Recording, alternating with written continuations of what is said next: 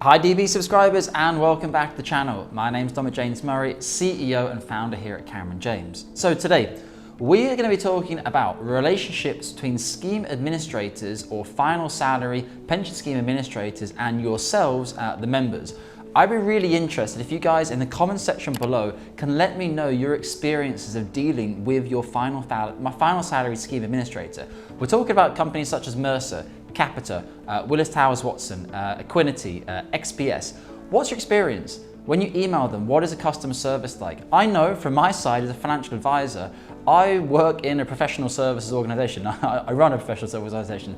I have an understanding of what I believe to be acceptable turnaround terms in terms of paperwork, correspondence, and also if you say you're going to do something, doing it on time for people.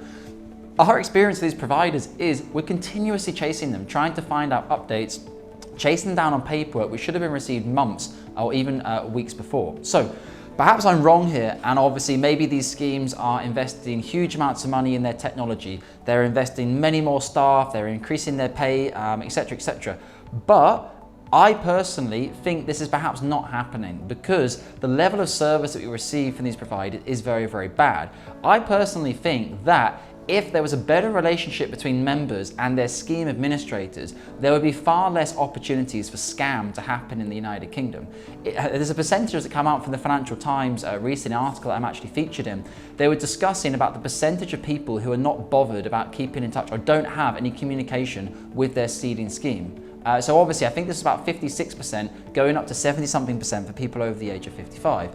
If members had a much better and ongoing relationship with their final salary scheme, they would understand their safeguarded benefits. Now, what I can probably comfortably say is 99% of the clients that come through to Cameron James are extremely well educated on their DB options. They've done their reading, they've done their homework, they've maybe spoken to a couple of other advisory firms first, including Cameron James, and they're really slowly assessing their options. They're not diving into advice and they're really working out what is best for them in terms of the DB pension pot. However, there is still a small minority of people in the United Kingdom who fall victim to scams from pension transfer companies or people promising them to access money before the age of 55, pension unlocking. If these people had a better relationship with their Ceding schemes, if they understood the value of their safeguarded benefits, or possibly even just an annual review meeting, an annual conversation with your DB Ceding scheme, what your pension was worth last year, what it's worth this year, why it's gone up or why it's gone down, what the bankruptcy level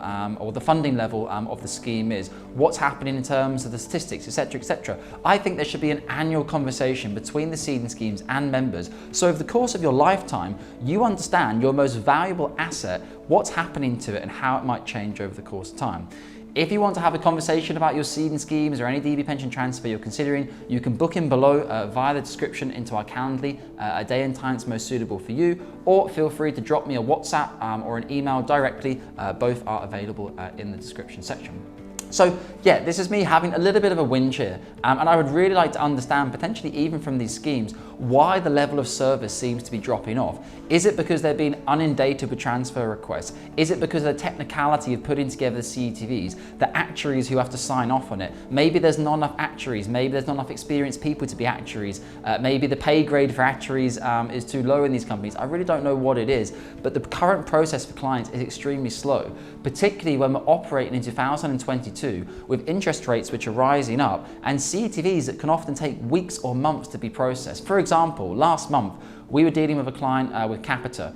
The Capita CETV expired, as you were seeing in some of my other videos, because the client came to us at the last minute. He didn't have the correct CETV from Capita, and then his other DB pensions had to move ahead. This one couldn't be done in time. He then had to request a second CETV invoice. The second CETV invoice took 2 weeks, 3 weeks for them to process, just a one piece of paper to say this account number, this invoice number. Anyway, paid the second CETV, still no second CETV. That was 3 weeks ago he paid the CETV, and we haven't actually even had confirmation that they've started the second CETV.